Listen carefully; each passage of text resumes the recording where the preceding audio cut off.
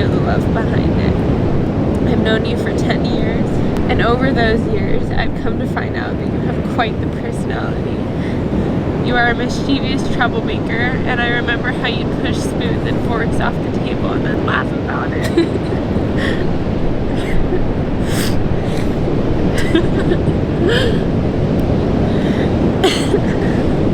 You are curious. Every time I got a new toy for you, you'd immediately investigate it and check it out. You are social. You love new people and you'd fly to them and talk to them. Everyone loved you, Zeus. It's so easy to love you. My heart hurts so badly knowing that you are gone. I know that death is a natural thing and that everything happens for a reason, but it's hard for me to understand the reason behind this. You were my best friend and a part of the family. I'm going to miss you so much, buddy. I'm going to miss how you'd groom my hair and eyebrows, how you'd flap your wings around when you were taking showers, how you'd purr in happiness when you were outside, and how you'd nuzzle into people's arms when you got tired. I'm going to miss how you'd say step up in the mornings when you'd want to hang out, and how you'd try tirelessly to steal my food. But I have faith that you're in a beautiful place now, that you are surrounded by love and that you are at peace. Your soul deserves no less than that. And maybe that's the reason your spirit is no longer here. Maybe you simply have too good of a heart for this world. Rest in peace, Zeus. I love you endlessly and will forever miss you.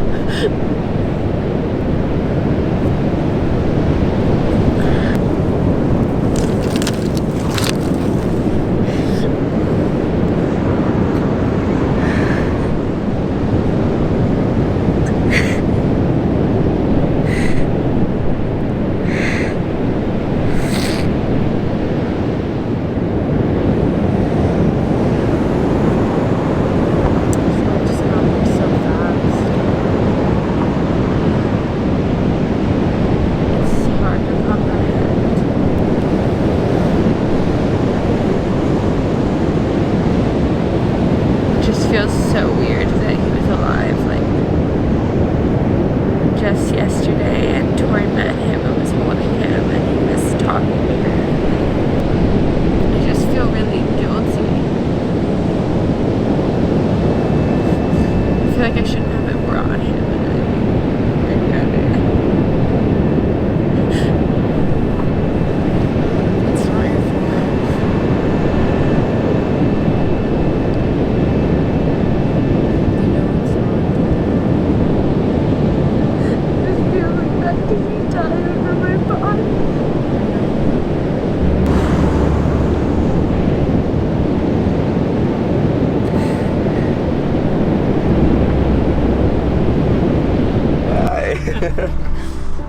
Hi.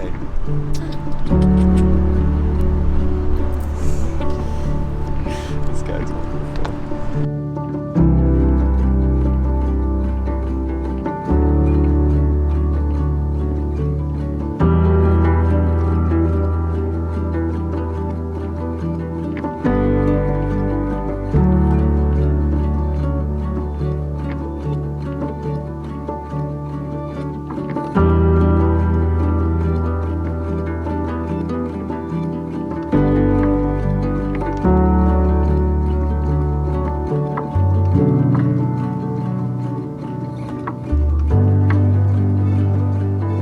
I buried Zeus in the ground this week. It all happened so fast, and it still feels surreal, like I'm in a nightmare, and one day I'm gonna wake up and hear him quietly saying, "Step up," and jumping on my face to play with my hair while I'm still half asleep. At 4 a.m. on April 19th, I reached down in the bed and felt Zeus's body. He felt lifeless. I jumped up in a panic and screamed to Tori, who's currently visiting me in the van. Tori woke up immediately. I screamed and handed Tori Zeus's body. "Please, please, Tori, tell me he's okay. He has to be okay. This can't be happening." She looked at him for a little bit and solemnly told me that he's not okay.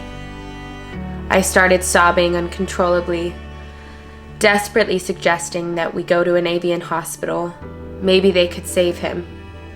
She shook her head softly, and I collapsed onto the ground and started screaming and bawling hysterically. No, no, no. I punched the ground with my fists. I felt helpless, angry, and sad. I felt like I wanted to escape my body. I ran out onto the beach and started screaming to the night sky. It was dark outside. The ocean was loud. Why was this happening? I asked to the void. I called my mom on the phone and sobbed to her. How would I ever be able to forgive myself? I asked her. I killed him. She was quiet, but I could tell she was processing the heavy news. She had known Zeus for 10 years like the rest of my family. She loved him. She also loved me and has never heard this amount of pain in my voice. Oh, Sarah, she whispered empathetically through the phone. Hours later, Tori and I buried his lifeless body by the beach. I read him a letter and put wildflowers in his grave. I cried more.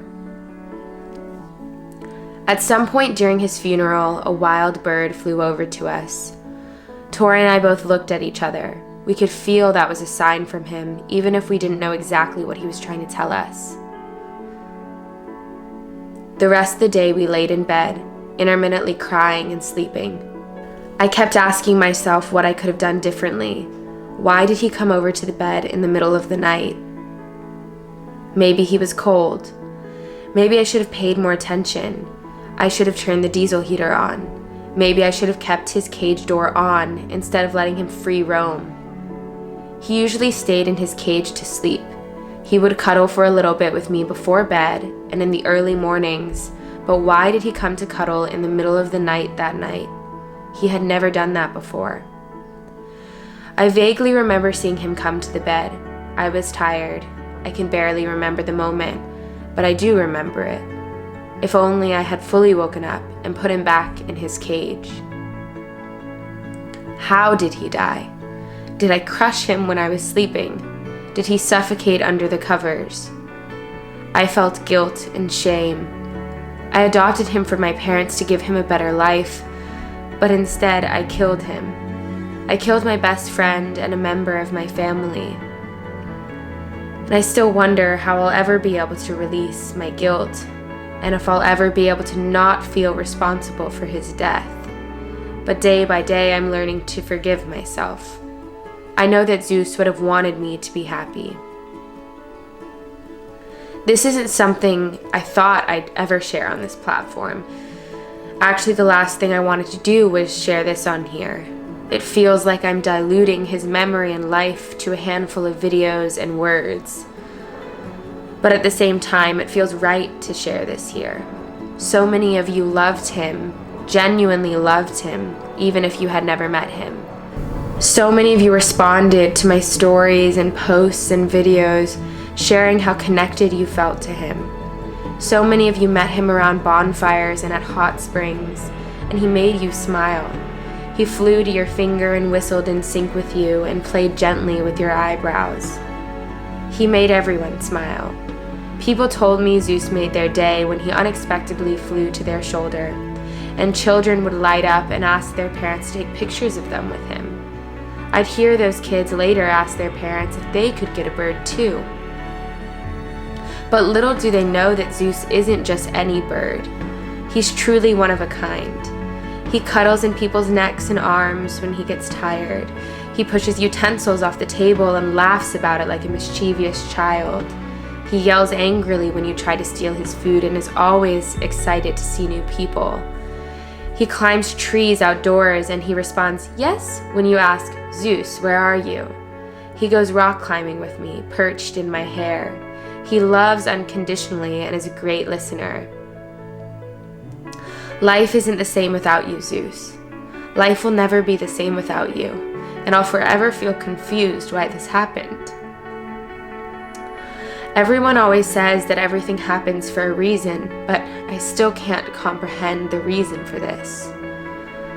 I feel like I'll always feel guilty for this, and I'll always wonder if I should have just left you with my parents in Texas. But as much as I want to, I can't turn back the clock. I made the decision to bring you on the road with me. I can't change that. I can only hope that you forgive me. I love you endlessly. Have fun flying with the angels. Good bird.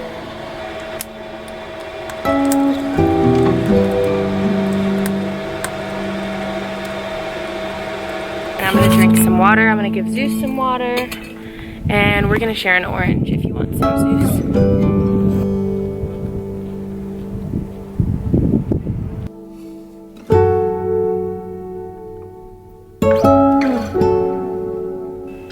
Hey, you don't get onions. Step up. Step up. Good bird. Step down.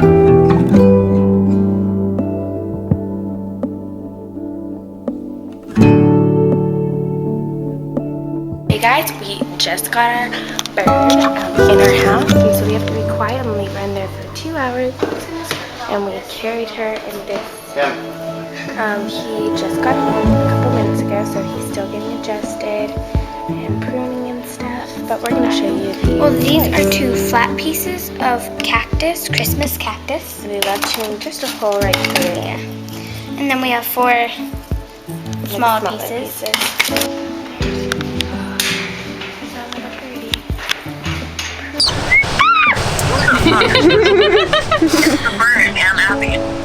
I swear, like, you just made my day.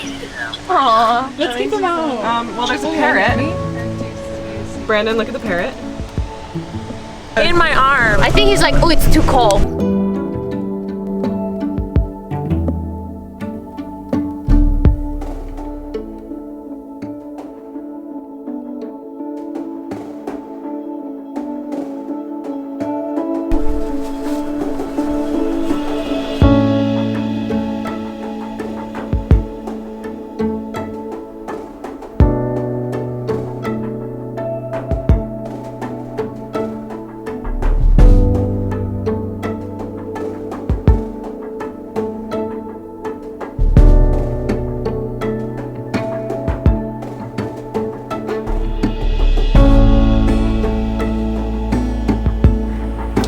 Does this make you happy?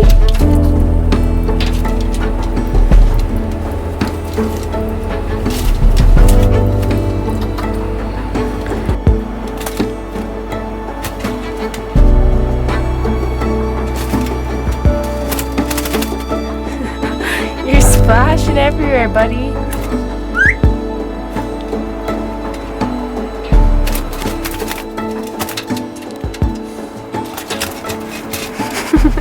When I decided to bring him into the van, it was for his best benefit, or at least that's what I thought. You know, I just saw him when I was visiting my family that he was spending all his time in a cage and he wasn't being played with, and I entertained this idea of, oh, I could bring him in the van because he loves being outside and he loves meeting new people and he loves going to grocery stores and all this stuff. And so I had this idea of giving him this ideal life and like this enriching, fulfilling life, and something that I didn't see he was getting at home. So I decided to adopt him. And I was so mindful and kind of paranoid of all these things I was researching about, like feather plucking and stress and temperature, and if it was ever too cold I would turn on the diesel. I would make sure it was hot for him. If it was ever too hot I would stay with him and like turn all the fans on and get a good airflow and mist him and spray him. And I just did so much research into making sure that he was safe, and it just feels really it just feels really crazy that he's not here. And I feel really guilty because I feel like it wasn't in his best benefit. And I should have left him at home with my family. Even if that meant he'd be in a cage, at least he'd be alive. After he died, Tori and I were seeing the number 333 a lot. And we decided to look it up. We were like, oh, what do the numbers 333 mean? let me look it up again, because when we looked it up, it was really incredible and powerful, and I don't know, it was crazy for me to read this. So we saw 333 many different times after he died, or like a couple times, and when I looked it up, it says, is 333 appearing after the death of your loved one? And when I read this out loud, Tori and I, like, both of our jaws dropped. We were like, oh my gosh, like, what? And anyways, basically this thing just said that 333 means that basically you have your angels looking down upon you, and they're here encouraging you. And let me find, it repeatedly is a sign from your divine protectors, the angels that were created by God to guide you through your lifetime on earth. Signs of 333 is shown to comfort you and remind you that you have the inner strength to keep going on your way. So that kind of felt encouraging, and like, it just kind of felt like, I don't know, that there's of course a reason why this is happening. And Tori said something the morning after we had found out he passed, and she said, this can't be the only thing that doesn't happen for a reason. Like, we all know that everything happens for a reason. And as I was sitting there, and we were both sitting there mourning and crying, like, it is helpful to remember that everything happens for a reason, even if we can't understand it and we can't fathom it and it hurts. There's a reason. It's been really hard, I think, actually grieving with Tori. It's been a blessing and a curse, because I think we're both like dealing with it, and it's been really difficult, and so it's hard to support each other because we both experienced it. And at the same time, like, I do have somebody here, and I love them and they love me, and we can like understand what each other is going through, but it's been really hard, and I'm trying to forgive myself through this and realize that even though it was a mistake, and a big mistake, that I need to just give myself forgiveness, because I can't go back and change it as much as I want to. I was reading this right after he passed, basically, and this is the book, and this is a really helpful book. There's this entire section about death, and it's very thought-provoking and illuminating, and this part stood out to me because it just made me feel like, okay, like, even though his tangible body is in the ground right now decaying, his conscious spirit must be somewhere still there. And yeah, it says, consider this: if there were only one color, let us say blue, and the entire world and everything in it were blue, then there would be no blue. There needs to be something that is not blue so that blue can be recognized. Otherwise, it would not stand out, it would not exist. In the same way, does it not require something that is not fleeting and impermanent for the fleetingness of all things to be recognized? In other words, if everything, including yourself, were impermanent, would you even know it? Does the fact that you are aware of and can witness the short-lived nature of all forms, including your own, not mean that there is something in you that is not subject to decay?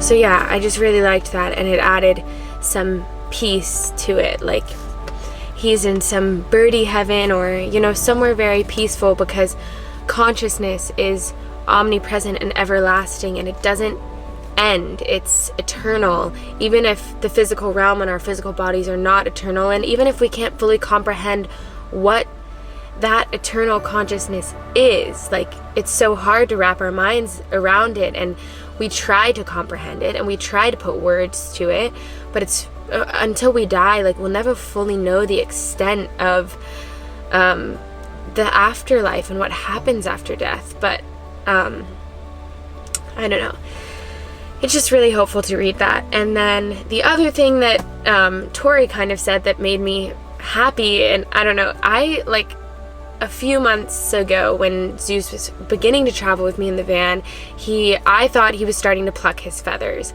and I just got really freaked out because I was looking for him. Like, I was paying attention and making sure that he wasn't plucking his feathers, because I know that that's a thing parrots do when they're stressed.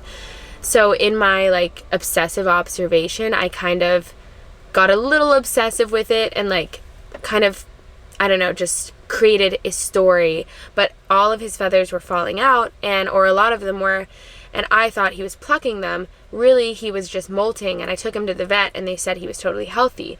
But at the time, I collected all of his feathers that were falling out because I wanted to bring them to the vet to see if it could aid in her figuring out if, he was healthy. And so now I just have all these feathers, and it's like, yeah, it just feels like a reminder. And it just feels like there was a reason I kept all of these, and it's so that I can have a little piece of it. I'm going to go to the beach right now and like journal and just kind of, just journal and sit with my thoughts and feel a bit better. And I'm also sweating in here, and I want to like just listen to the ocean and focus on all the things I'm grateful for and look for signs, because when we were burying Zeus, I think he gave us a little sign, because as we were burying him, a bird lands right beside us, and I swear like looks at us and has this like really profound connection with us.